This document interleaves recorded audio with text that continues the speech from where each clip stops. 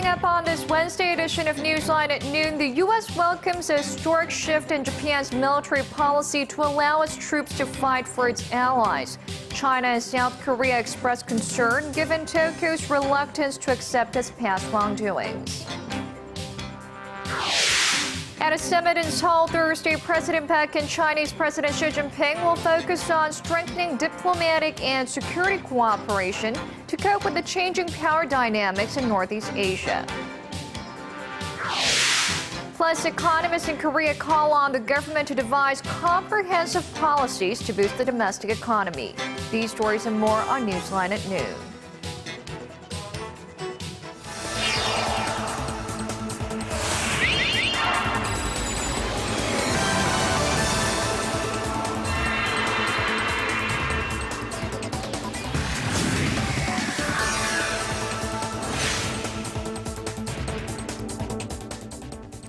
It's noon Wednesday, July 2nd here in Korea. Thanks for tuning in. Live from Seoul, I'm Ojin Ju. It's very good to have you with us. I'm Mark Broom. We begin with a landmark decision out of Tokyo, where the cabinet there has given the green light for a historic shift in Japan's military policy. Now gone is a decades-long ban on the right to collective self-defense, meaning Japanese troops will now be allowed to fight overseas in defense of friendly nations.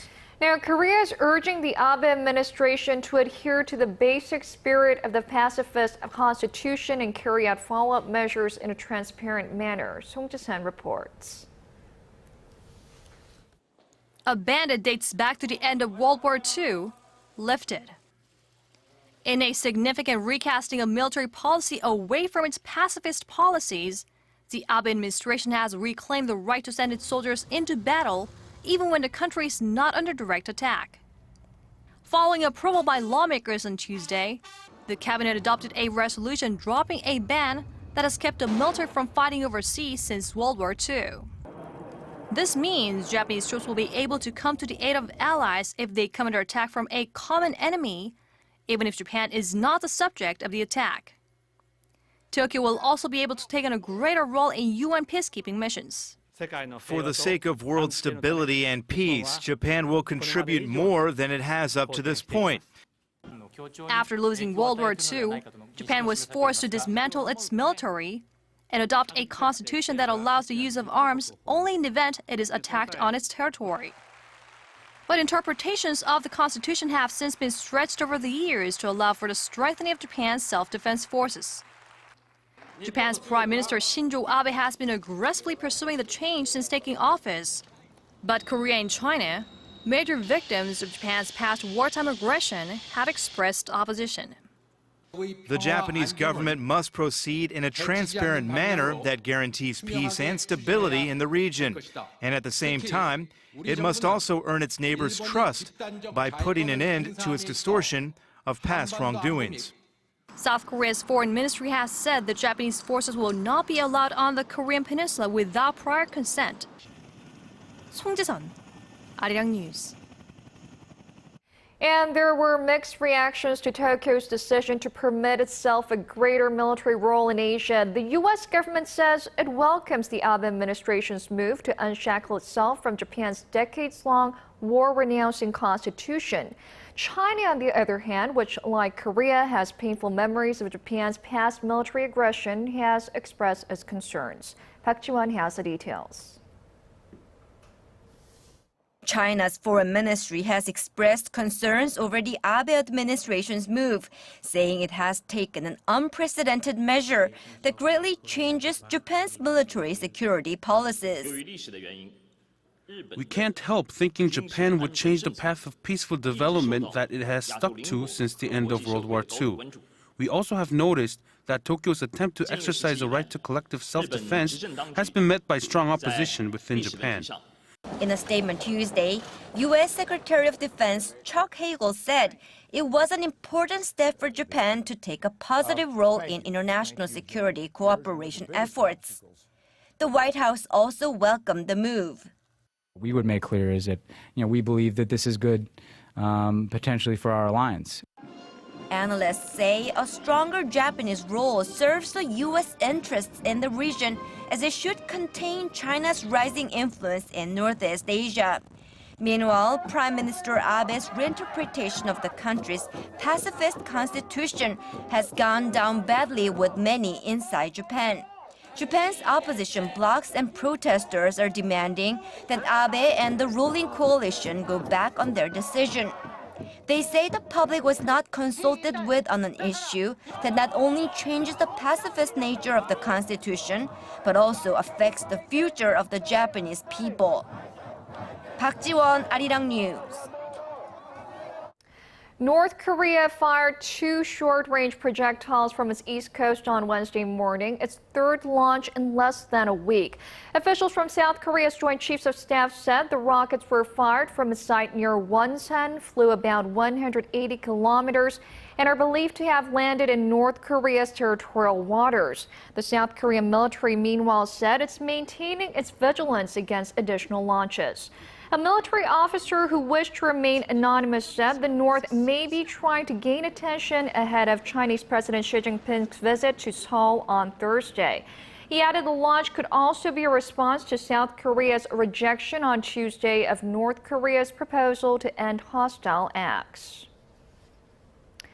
Now, Chinese President Xi's visit to Seoul comes during a period of tense diplomatic relations in Northeast Asia, not to mention amid a series of missile launches by the North. And our UDM reports on the implications of his visit this time around, the topics that will be discussed during his summit meeting with President Park Geun-hye, and how the outcome could shape the regional dynamics.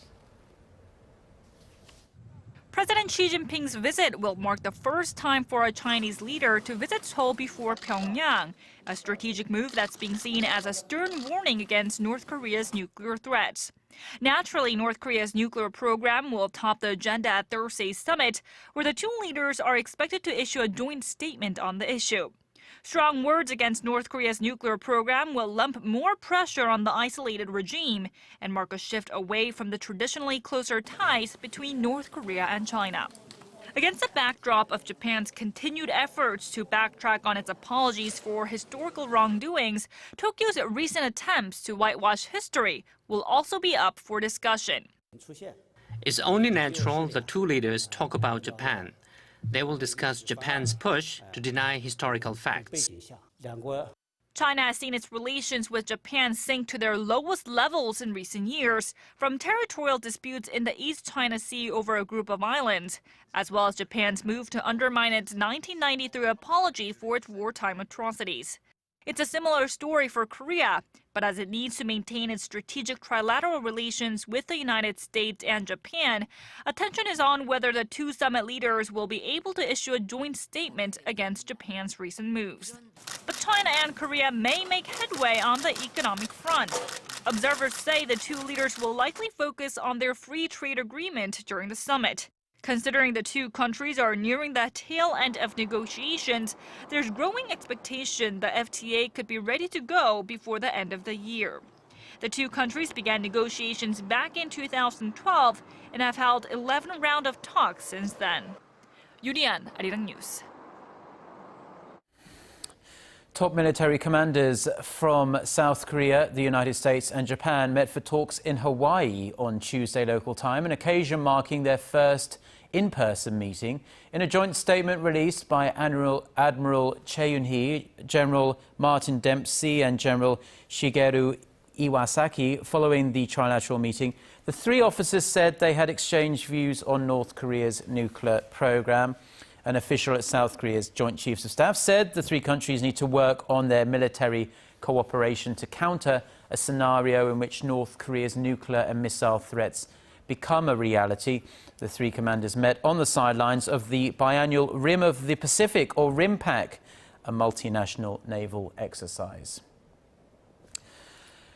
South Korea's new Defense Minister Han Min-gu has vowed that Seoul will immediately and forcefully respond to any further North Korean provocations. The defense chief made the remarks on Tuesday during a visit to Yeonpyeong-do and Baekryong-do Islands, located just south of the de facto Western Sea border between the two Koreas. Han said the military has orders to launch immediate counterattacks in case of provocations, not only to the source of the provocation, but also to any supporting forces and military commanders He stressed that if North Korea ever attempted another provocation like its shelling of Yeonpyeong-do Island, South Korea will effectively retaliate against the North.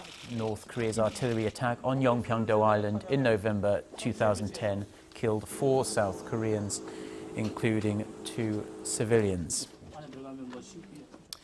Now, a diplomatic victory for South Korea because school textbooks in the US state of Virginia are now, from today, required to use 2 names for the body of water between Korea and Japan. This thanks to a new law that is expected to have an impact across the United States. Connie Kim reports. A new law that requires school textbooks in Virginia to use the name EC alongside Sea of Japan for the body of water between Korea and Japan went into effect on Tuesday. Now, this means that schools will now be required to use textbooks and maps that have both names. However, because the state reviews school texts every 7 years, and with the new review set for 2016, new textbooks using both names may not appear until 2017. Yet, it may not even take that long for the change to be implemented. The organization behind the name change campaign, Voice of Korean Americans, says some publishing firms have already started adding the name to their textbooks. And about 60% of textbooks in Virginia already have both names after guidelines encouraging the use of the EC name were distributed last year. The Virginia law is expected to have a broad impact as most U.S. publishing firms supply the same textbooks to schools nationwide.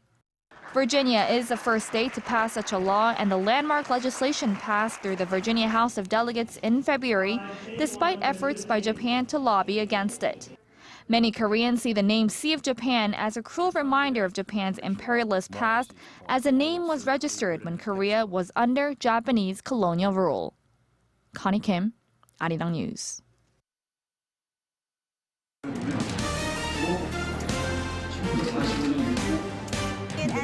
Stay up to date on the latest news out of Korea, connecting to our team of reporters about the issues that matter to Korea. On air, on your mobile, online. Find out more about Korea on NEWSLINE at Noon with Mark Broom and Jin-ju. I'm Jin-ju with both. Market researcher, strategy analytics said Thursday that LG Electronics brought in about 11. Recent economic indicators released here in Korea are making many question whether the economy is truly on track to recovery.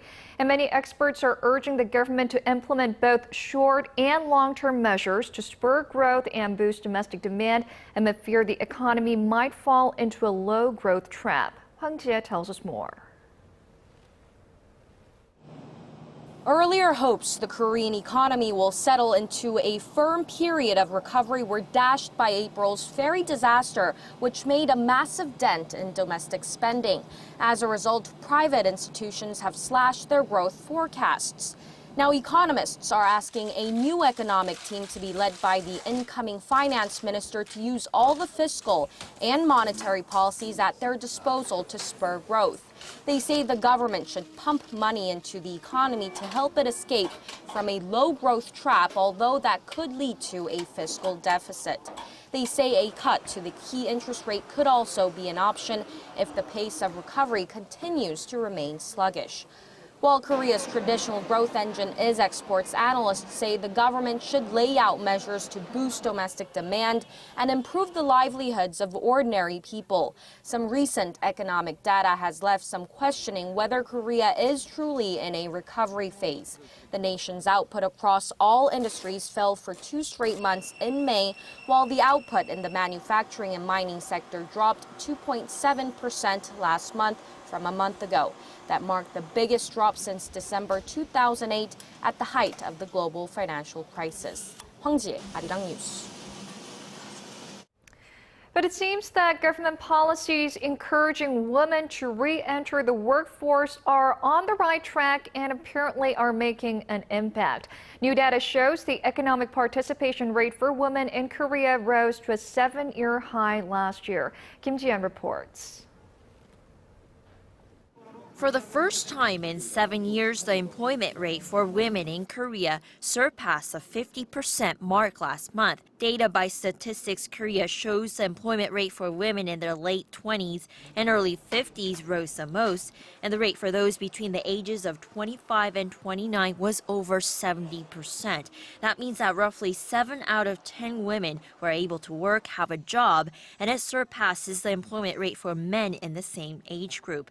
Government policies encouraging flexible working hours and training for mothers seeking to re-enter the workforce are seen as the main reasons for the increase, especially for women in their 50s. The employment rate for women between the ages of 50 and 54 increased the most of women in other age groups. The rate stood at around 65% last month, growing nearly 2 percentage points from the same period last year.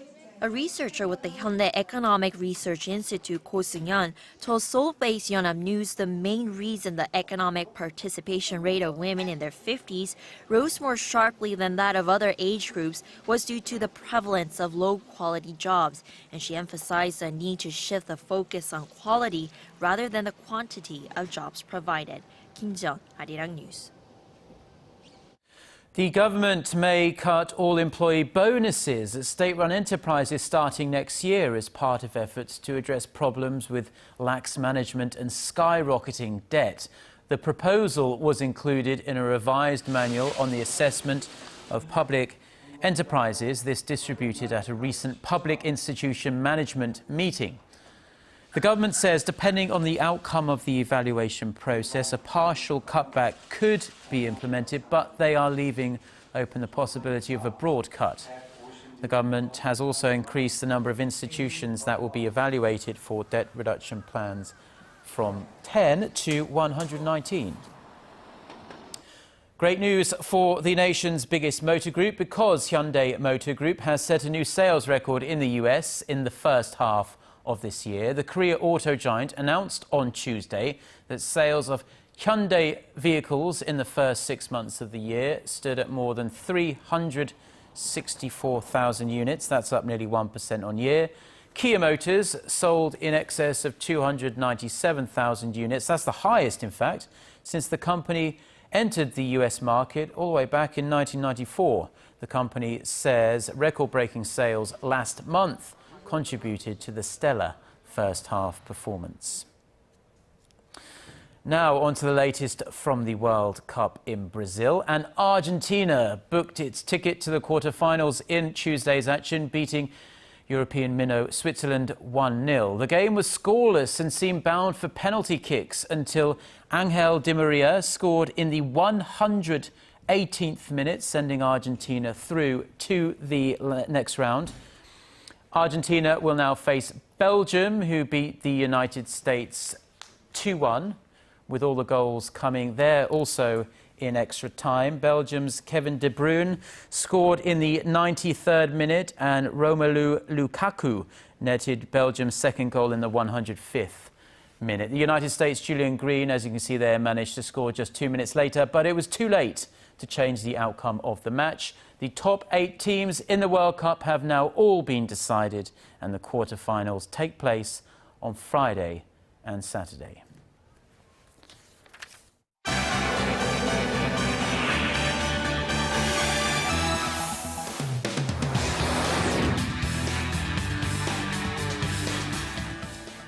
Well, now it's time for our look through the international headlines we're following at this hour. For that, we turn to our Eunice Kim, who's standing by at the News Center.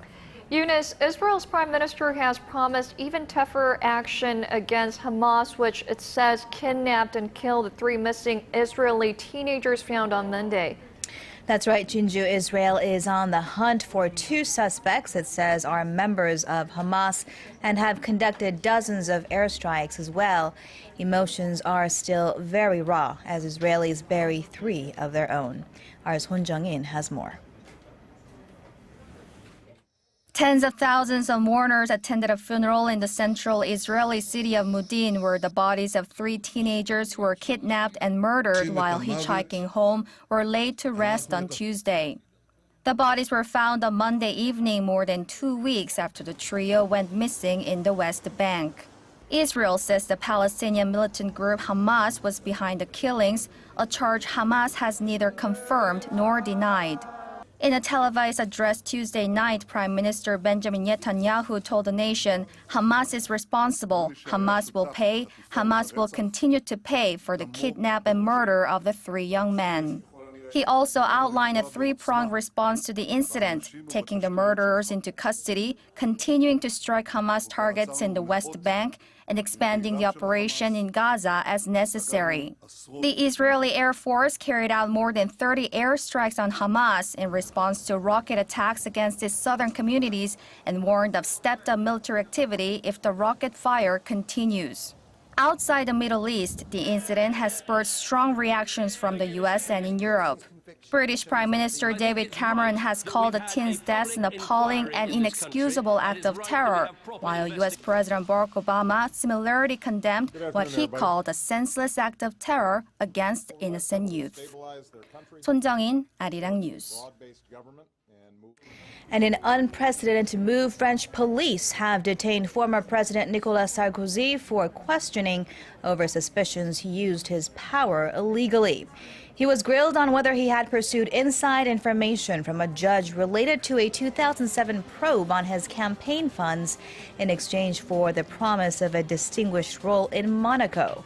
Investigators also called in the high-ranking judge in question, in addition to a second judge and Sarkozy's lawyer. Sarkozy called the charges politically motivated. They are being seen as a significant blow to the former leader's ambitions for another presidential run in 2017. Travelers headed for the U.S. this summer could face tougher security procedures at airports as U.S. federal authorities are considering stronger screening guidelines. The move would come as chaos grips Syria and Iraq, raising fears that it could create a safe haven for terrorist groups there to plan, train, and recruit even Westerners in their fight. Authorities are also concerned about a new type of bomb designed to bypass current screening methods. They believe the explosives are in the developing stages by terrorists from Al-Qaeda in the Arabian Peninsula. 68 more people have fallen to the Ebola virus, this since last Monday. According to the World Health Organization, it reported that the death toll tied to the deadly virus has risen to nearly 470, marking a 20% increase in just the past 10 days. It marks the largest ever outbreak infecting people in the West African states of Guinea, Sierra Leone, and Liberia. There is no cure for the hemorrhagic fever. It is spread by contact with infected people or animals via fluids like urine, sweat, and blood.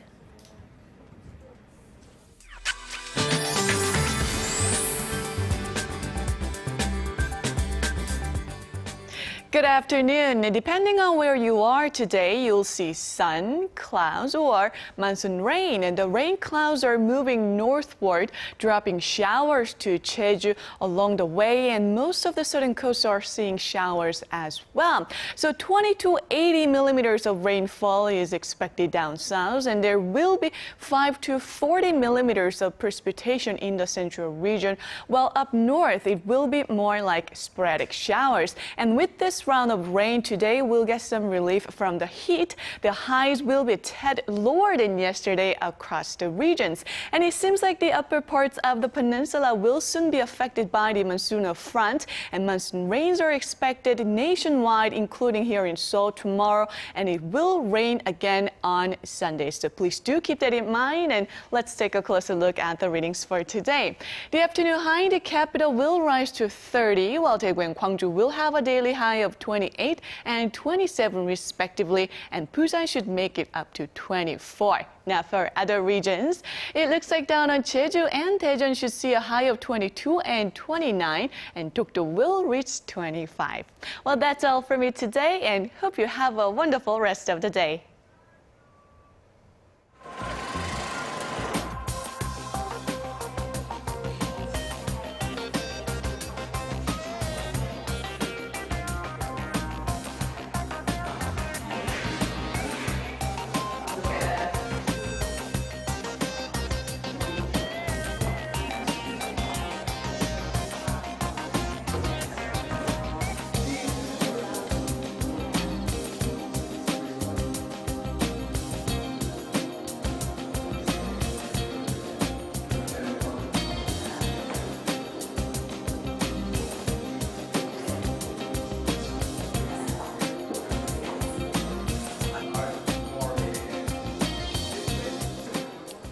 Well, those are the stories we're following at this hour. Mark and I'll be back at the same time tomorrow. Thank you for watching.